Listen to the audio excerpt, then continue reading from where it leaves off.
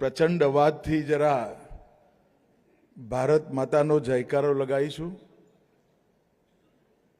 ભારત માતા કી ભાઈ આટલા બધા સારથીઓ છે, અવાજમાં તો કઈ દમ ના આવ્યો। આવું ના ચાલે, જરા જોરથી પ્રચંડ અવાજથી ભારત માતાનો જયકારો લગાવીએ।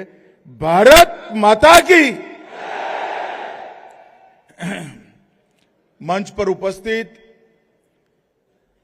गुजरात राज्य के लोकप्रिय मुख्यमंत्री श्रीमान भूपेंद्र भाई पटेल, गुजरात के युवा और जोशीले उप मुख्यमंत्री श्री हर्ष संघवी जी, गुजरात के सहकारिता मंत्री श्री जीतूभाई वाघाणी जी, गुजरात के सहकारिता राज्य मंत्री श्री रमेश भाई कटारा जी,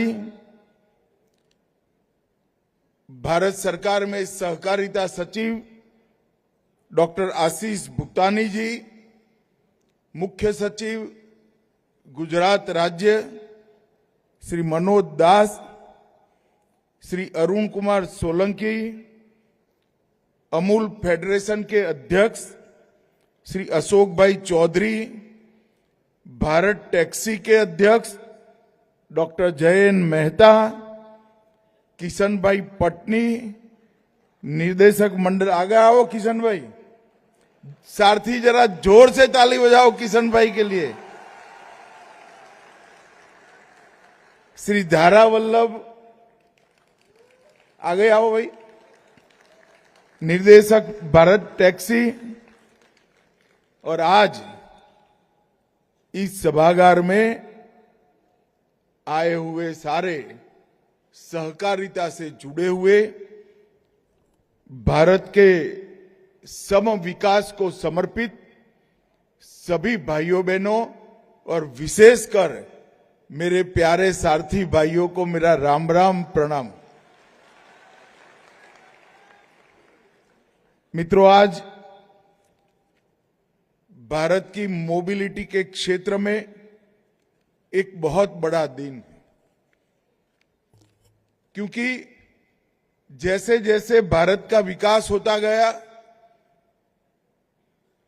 टैक्सी की जरूरियात आम बनती गई।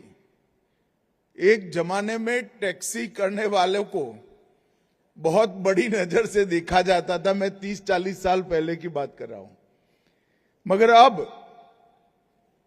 टैक्सी की जरूरत घर घर पहुंची है और एक प्रकार से व्याप भी, टैक्सी का विस्तार भी बहुत बड़े क्षेत्र में हुआ। टैक्सी कहते हैं, हमारे मन में 4 पहिया वाहन की कल्पना आती है। मैं कुंभ में गया था इलाहाबाद के, वहां एक मोटरसाइकिल पर टैक्सी लिखा हुआ देखा। मैंने गाड़ी रोककर उसको पूछा, भैया ये टैक्सी कैसे है? तो कि हम कुंभ में रेलवे स्टेशन से कुंभ स्थान तक मोटरसाइकिल पर ले जाते हैं, अंदर गाड़ी परमिट नहीं है, मोटरसाइकिल की परमिशन है। तो 2 पहिया वाहन भी अब टैक्सी बन चुके हैं। और गुजरात ने तो पहले से पैसों का मूल्य जाना है। गुजरात के वाहन व्यवस्था में, मोबिलिटी में, रिक्शा गुजरात की मोबिलिटी का प्राण है। अब रिक्शा भी टैक्सी में कन्वर्ट हो चुकी है। तो टैक्सी का उपयोग और क्षेत्र दोनों बढ़ने के साथ ही अलग अलग प्रकार की कंपनियां आई और कंपनियों ने अलग अलग प्रकार के ऐप बनाकर किराए की टैक्सी के लिए, टैक्सी के वो लोग ड्राइवर कहते हैं, मैं सारथी कहता हूं, दोनों में कंसेप्ट का अंतर यही है। वो सारथी को ड्राइवर मानते हैं, हम ड्राइवर को सारथी मानते हैं। ये दोनों सेवाओं के बीच का अंतर है। उन्होंने अपने मुनाफे के लिए ढेर सारे सारथियों का, टैक्सी उपयोग करने वाले नागरिकों का शोषण किया। अलग अलग प्रकार की ढेर सारी कंप्लेंट्स आती गई। कहीं ड्राइवर के मुनाफे में से कमीशन ले लेते थे, कभी की कई दिनों तक मुनाफा, किराया उन तक पहुंचता ही नहीं था। अचानक रजिस्ट्रेशन बंद कर देते थे किसी भी सुनवाई के बगैर। कोई ग्राहक की कंप्लेंट की तो ड्राइवर को, सारथी को सुने बगैर ही रजिस्ट्रेशन काट देते थे और ढेर प्रकार की दिक्कतें सामने आई। मुझे कुछ जनता के भी लोग मिले, कुछ सारथी भी मिले और फिर सोचा गया कि इसमें सरकार किस प्रकार का कानून बनाए। मगर कानून हमेशा समस्या का 100% समाधान नहीं होता है। फिर सोचा गया कि कोऑपरेटिव के मॉडल पर एक टैक्सी लाई जाए तो ये सारा शोषण का कारोबार अपने आप बंद हो जाएगा। और कोऑपरेटिव के क्षेत्र में अनेक क्षेत्रों में कर दिखाया है। आज 100 रुपए के शेयर के साथ अमूल में अपना दूध भरती हुई एक पशुपालक बहन 1,25,000 करोड़ का कारोबार करती है। 1,25,000। और अमूल पूरे दुनिया की सबसे विश्वसनीय खाद्य ब्रांड बनकर उभरा है। कोई सोच नहीं सकता कि कोऑपरेटिव क्षेत्र में इतनी बड़ी ताकत, टर्नओवर, कोई कोऑपरेटिव संस्था कोई भी घपले, घोटाले, भ्रष्टाचार के बगैर कर ले और 1,25,000 करोड़ का मुनाफा सीधा वो पशुपालक बहन के बैंक अकाउंट में हर सप्ताह चला जाता है। ये मॉडल जो है, इस मॉडल ने दूध के व्यापार में ढेर सारे शोषण को अपने आप समाप्त कर दिया। अपने पसीने की पूरी कमाई आज ग्रामीण क्षेत्र में पशुपालन करने वाली बहन के पास पहुंच रही है। उसी मॉडल को खाद्य के क्षेत्र में भी भारत ने अपनाया। इफको और क्रिप्को, ये दोनों संस्थाएं, कोऑपरेटिव संस्थाएं, भारत के खाद्य निर्माण में भारत के किसानों की 35% जरूरियात को पूरा करती है। एक प्रकार से बड़ी सफलता की गाथाएं थी और इसी मॉडल पर भारत टैक्सी बनाने का विचार आया।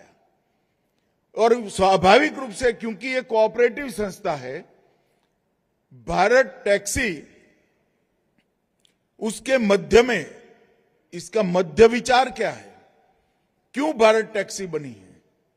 भारत टैक्सी बनने का सबसे पहला कारण है कि हमारे सारथियों का और हमारे ग्राहकों का किसी का भी शोषण न हो, ये सबसे पहला कारण। दूसरा, सारथी का सम्मान हो। वो ऐप पर रजिस्ट्रेशन के लिए मोहताज नहीं है। आज मैं गर्व से कहता हूं, भारत टैक्सी के साथ जुड़े हुए 7 लाख सारथी भारत टैक्सी के मालिक है, शेयर होल्डर। जब आप शेयर होल्डर बनते हो तो कंपनी अपनी आपकी बन जाती है, कोऑपरेटिव संस्था अपनी आपकी बन जाती है और इसी के कारण सम्मान भी मिला, सुरक्षा भी मिली और समृद्धि भी मिलने वाली है। ये तीनों चीजों को समाहित करने के लिए भारत टैक्सी का विचार लाया गया। और मित्रों, भारत टैक्सी कई जगह पे ट्रायल में लॉन्च हुई है और आज गुजरात में भी इसका फॉर्मल लॉन्चिंग हुआ है। गुजरात के सारे बड़े नगरों में दुपहिया व्हीकल, ऑटो और 4 व्हीलर, तीनों क्षेत्रों में भारत टैक्सी का आज से अधिकृत शुभारंभ हुआ है। आज भारत टैक्सी ने Gujarat metro rail corporation, AMC, Gujarat state cooperative bank, traffic police, Surat, Rajkot और अहमदाबाद हवाई अड्डे, अहमदाबाद डिवीजन, पश्चिम रेलवे, इस सब के साथ एमओयू कर अपने व्याप को बढ़ाने का काम किया। और जब एक टैक्सी बनाने का विचार आया कोऑपरेटिव बेसिस पर, तो सब लोग परेशान थे कि भाई पैसा कहां से लाएंगे। तो मैंने कुछ कोऑपरेटिव संस्थाओं को कहलवाया भी, बुलाया भी। मुझे आनंद है कि NCDC, IFFCO, KRIBHCO, NDDB, NABARD, NCEL, Amul, इस सब ने मिलकर बड़ी से बड़ी कंपनियों से लोहा लेने के लिए ड्राइवरों की, सारथियों की अपनी एक कोऑपरेटिव बनाने का फैसला किया। अभी आज कुछ लोगों के फोन आए, कुछ अखबार में छप गया कि भारत टैक्सी के दाम ज्यादा है। मैं देश भर के ग्राहकों को कहना चाहता हूं कि जहां जहां भारत टैक्सी जा रही है, स्पर्धक कंपनियां नुकसान कर अपने दाम को थोड़ा कम कर दे रही हैं। मगर कब तक कम करेगी भाई?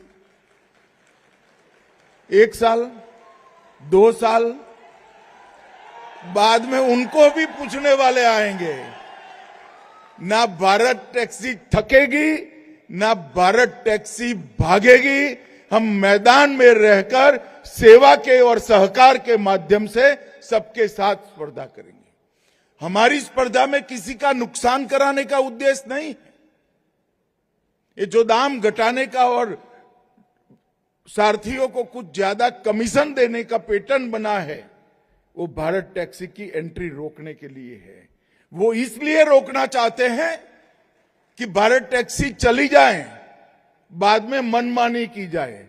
मगर मैं आज इस मंच से उनको बताना चाहता हूं कि आपकी इच्छा बढ़ नहीं आने वाली। ना भारत टैक्सी थकेगी, ना मैदान छोड़कर भागेगी। हम डटे रहेंगे, सेवा के संकल्प के साथ डटे रहेंगे। और मित्रों, ये जो अफवाहें फैला रहे हैं, उनका जवाब हमारी कोऑपरेटिव भावना में सातत्यपूर्ण श्रद्धा का है। भारत टैक्सी को सफल करना सबसे बड़ी जिम्मेदारी हमारे सारथियों की है। तत्काल लाभ को अगर हमने देखा तो आने वाले अनेक वर्षों तक शोषण का भोग बनना पड़ेगा। बन चुके हैं आप। 5-6 साल से इतने सारे सारथी बैठे हैं भाई, अलग अलग कंपनियों का काम करते थे। शोषण होता था या नहीं होता था? जरा जोर से बोलो तो भाई। मैं गारंटी देता हूं भारत टैक्सी कभी आपका शोषण नहीं करेगी। मगर ये चाहते हैं कि अनुचित स्पर्धा कर घाटे से कंपनी चलाकर एक बार भारत टैक्सी को मैदान से बाहर निकाल दो। ये टैक्टिक्स दुनिया में कहीं पर भी चल सकती है, भारत में नहीं चल सकती। क्योंकि हमारे यहां कोऑपरेटिव की भावना और दूसरे के भला करने की भावना सबसे प्रबल होती है। हमारे यहां सिर्फ खुद का विचार नहीं होता है। और मेरा सभी सारथियों से अनुरोध है और सभी ग्राहकों से भी अनुरोध है कि एक सातत्यपूर्ण लंबी यातायात सेवा के लिए भारत टैक्सी को सफल करना ग्राहकों की और सारथियों की जिम्मेदारी है। आप टिके रहना, भारत टैक्सी आपके साथ रहेगी। मित्रों, हमने कोऑपरेटिव क्षेत्र में अनेक क्षेत्र में इसको कर दिखाया है। क्या अमूल को प्राइवेट डेयरियों का स्पर्धा का सामना नहीं करना पड़ा होगा?